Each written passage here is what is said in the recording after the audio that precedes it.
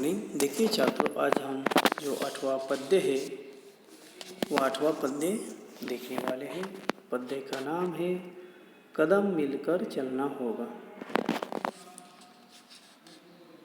इस पद्य के लेखक है अटल बिहारी वाजपेयी जी। देखिए, वाजपेयी जी पूर्व प्रधानमंत्री अटल बिहारी वाजपेयी जी कवि, पत्रकार एवं प्रखर वक्ता है। प्रस्तुत कविता में उन्होंने कहा है कि जीवन में चाहे सुख हो या दुख, परिस्थितियाँ चाहे अनुकूल हो अथवा प्रतिकूल, हमें इनकी परवाह नहीं करनी चाहिए। हमें सदैव कदम से कदम मिलाकर आगे ही आगे बढ़ते रहना चाहिए। परिस्थिति कैसी भी हो, हमने प्रयत्न कर आगे चलना चाहिए। देखिए, अटल बिहारी वाजपेयी है, उनका परिचय दिया यहाँ पे। इनका जन्म 1924 ग्वालियर मध्य प्रदेश में उनका जन्म हुआ है। भारत रत्न पूर्व प्रधानमंत्री अटल बिहारी वाजपेयी जी कवि, पत्रकार एवं प्रखर वक्ता है। आपकी रचनाएं जिजीविषा, राष्ट्र प्रेम, एकता एवं ओज से परिपूर्ण है। इन्होंने कौन सी प्रमुख कृतियाँ लिखी है, देख लो। मेरी 51 कविताएं, ये कविता संग्रह है। कुछ लेख, कुछ भाषण, बिंदु बिंदु विचार, अमर बलिदान, गद्य रचनाएं, ये आदि करके उन्होंने प्रमुख कृतियाँ लिखी है। देख लो छात्रों, इस पद्य के बारे में प्रस्तुत नवगीत में वाजपेयी जी का कहना है कि जीवन में चाहे सुख हो या दुख, परिस्थितियाँ अनुकूल हो या प्रतिकूल, हमें सदैव कदम से कदम मिलकर आगे बढ़ना चाहिए। देख लो, अभी हम क्या करते हैं, पद्य देख लो। एक बार मैं इस पद्य को पढ़ता हूँ, फिर हम इसका भावार्थ क्या करेंगे, देखेंगे। बाधाएं आती है आए, घिरे प्रलय की घोर घटाए, पाओ के निव अंगारे, सिर पर बरसे यदि ज्वालाए, निज हाथों से हंसते हंसते आग लगाकर जलना होगा, कदम मिलाकर चलना होगा। हास्य रोदन में, तूफानों में, अमर असंख्य बलिदानों में, उद्यानों में, वीरानों में, अपमानों में, सम्मानों में, उन्नत मस्तक उभरा सीना, पीड़ाओं में पलना होगा, कदम मिलाकर चलना होगा। उजियारे में, अंधकार में, कल कुछार में, बिच धार में, घोर घृणा में, पुत प्यार में, क्षणिक जीत में, दीर्घ हार में, जीवन के शत शताकर्षक अरमानों को दलना होगा, कदम मिलाकर चलना होगा। सम्मुख फैला अगर ध्येय पथ, प्रगति चिरंतन कैसा इत्यब, सुस्मित हर्षित कैसा श्रम श्लथ, असफल सफल समान मनोरथ, सब कुछ देकर कुछ न मांगते, पावस बनकर ढलना होगा, कदम मिलाकर चलना होगा। देखिए छात्रों, बहुत अच्छा ये पद्य है, देख लो अभी भावार्थ। बाधाएं आती है आए, घिरे प्रलय की घोर घटाए, पाओ के नीचे अंगारे, सिर पर बरसे यदि ज्वालाए, निज हाथों से हंसते हंसते आग लगाकर चलना होगा, आग लगाकर जलना होगा, कदम मिलाकर चलना होगा। देखिए भावार्थ देख लो कुछ शब्द का। बाधाएं मतलब रुकावटें, घिरना मतलब छाना, आच्छादित करना, प्रलय मतलब विनाश, घोर भयानक कठिन, ज्वालाएं मतलब आग की लपेट। देखिए अभी भावार्थ देखिए, कवि कहते हैं कि जीवन में तरह तरह की अड़चनें और रुकावटें आती रहती है। इन रुकावटों से हमें डरना नहीं चाहिए। हमें इनकी परवाह न करके इनका सामना करना चाहिए। वे कहते हैं कि बाधाएं आती है तो उन्हें आने दो, भले प्रलय की आशंका ही क्यों न हो।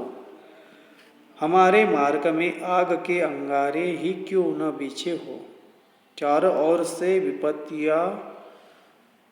विपत्तियों ने घेर क्यों न रखा हो, पर हमें इनकी परवाह न करके इन कठिन परिस्थितियों में तपकर अपने आप को निखारना होगा। हमें सदा कदम से कदम मिलकर आगे बढ़ते रहना होगा। देखिए अभी आगे, हास्य रुदन में, तूफानों में, अमर असंख्य बलिदानों में, उद्यानों में, वीरानों में, अपमानों में, सम्मानों में, उन्नत मस्तक उबरा सेना, पीड़ाओं में पलना होगा, कदम मिलाकर चलना होगा। देखिए, हास्य मतलब हंसी, रुदन मतलब रोना, विलाप करना, तूफान का अर्थ है हवा, अमर, अमर का अर्थ है न मरने वाला, अविनाशी उसको कहते हैं। बलिदान, इस शब्द का अर्थ है कुर्बानी। उन्नत, इस शब्द का अर्थ है ऊंचा। सीना का अर्थ है छाती। पीड़ा का अर्थ होता है दर्द, शारीरिक मानसिक कष्ट। वीरान, वीरान मतलब उजाड़ अर्थ है। देखिए अभी कवि कहते हैं कि जीवन में परिस्थितियाँ सदा एक सी नहीं रहती। कभी खुशियों का माहौल होता है तो कभी गम का। जीवन में कभी उथल पुथल की स्थितियाँ आ जाती हैं तो कभी त्याग और बलिदान की आवश्यकता पड़ती है। कभी जीवन में हरियाली हरियाली होती है तो कभी उजाड़ और भयावह परिस्थितियों को भी झेलना पड़ता है। जीवन में कभी सम्मान मिलता है तो कभी अपमान भी सहना पड़ता है, पर हमें इससे निराश नहीं होना चाहिए। जीवन में इस तरह से उतार चढ़ाव आते ही रहते हैं, अतः हमें जीवन में आने वाले हर प्रकार के कष्टों को सीना तान कर हिम्मत के साथ सहन करना चाहिए। हमें सदा कदम से कदम मिलाकर निरंतर आगे ही आगे बढ़ते रहना चाहिए। देख लो आगे, तीसरा देख लो। उजियारे में, अंधकार में, कल कछार में, बिच धार में, घोर घृणा में, पुत प्यार में, क्षणिक जीत में, दीर्घ हार में, जीवन के शत शत आकर्षक अरमानों को दलान होगा, कदम मिलाकर चलना होगा। अभी देख लो छात्रों, इस कुछ शब्दार्थ देख लो। उजियारा, उजियारा मतलब उजाला। कछार, कछार किसको कहते हैं? नदी का तट और नीची जमीन, उसको हम बोलते घाटी। धार, धार का मतलब होता है धारा। कल, कल मतलब पार्श्व, बगल। घोर का अर्थ होता है अत्यधिक। घृणा का अर्थ होता है नफरत। पवित्र, पवित्र का अर्थ होता है, पुत का अर्थ होता है पवित्र।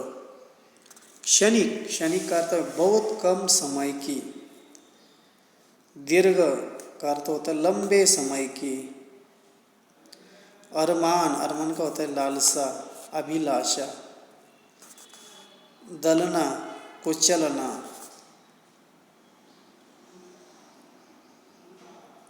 देखिए अभी इसका भावार्थ देख लो। अभी देखिए कवि कहते हैं कि जीवन में कभी उजाला होता है, यानी सुख समृद्धि का समय होता है, तो कभी अंधेरा यानी दुख दर्द का समय होता है। कभी जीवन नदी के कछार की भांति शांत होता है, तो कभी वह बीच की धारा की भांति उथल पुथल मचाने वाला होता है। कभी घृणा जैसा अपमान सहन करना पड़ता है, तो कभी पवित्र प्यार भी मिलता है। कभी जीत के क्षणिक आनंद का सुख भोगने का अवसर मिलता है, तो कभी हार यानी असफलता का दीर्घकालीन संताप भोगना पड़ता है। कवि कहते हैं कि हमें इनकी परवाह नहीं करनी चाहिए। इसके लिए हमें अपनी अनेक लालसाओं और अभिलाषाओं का गला घोटना होगा। हमें सदा कदम से कदम मिलकर आगे ही आगे बढ़ते रहना होगा। देख लो आगे लास्ट वाला चरण। सम्मुख फैला अगर ध्येय पथ, प्रगति चिरंतन कैसा इति अब। सुस्मित हर्षित कैसा श्रम श्लथ, अब असफल सफल समान मनोरथ। सब कुछ देकर कुछ न मांगते, पावस बनकर ढलना होगा, कदम मिलाकर चलना होगा। देखिए अभी कुछ शब्द के पहले अर्थ देख लो। ध्येय, ध्येय मतलब क्या है? उद्देश्य। प्रगति, प्रगति शब्द का अर्थ होता है उन्नति, आगे की ओर बढ़ना।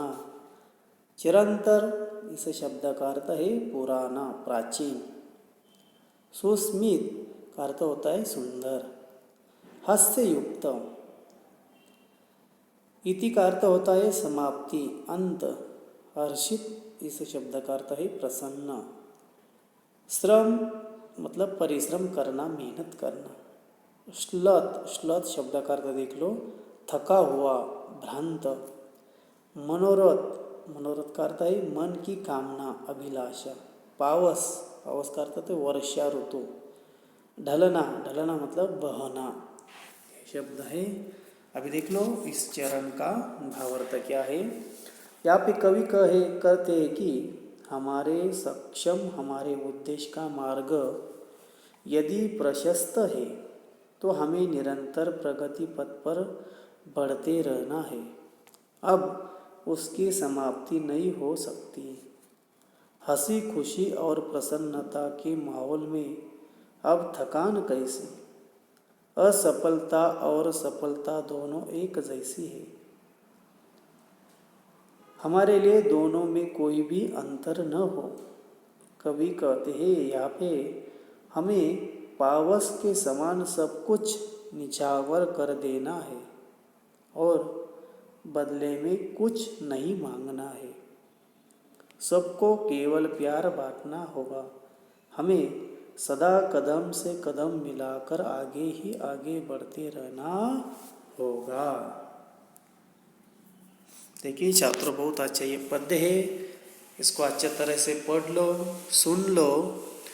इसके साथ साथ कुछ शब्दार्थ का अर्थ लिखना है और इसके साथ यहाँ पे जो कृतियाँ दी है वह कृतियाँ क्या करनी है? पूरी करनी है। और सबसे महत्वपूर्ण है, इस पद्य में आप लोगों को क्या समझ में आया है वह यहाँ पे क्या करना है? लिख लेना है। तो चलो ठीक है छात्रों, आज हम क्या करते हैं? यहाँ पे रुकते हैं। धन्यवाद।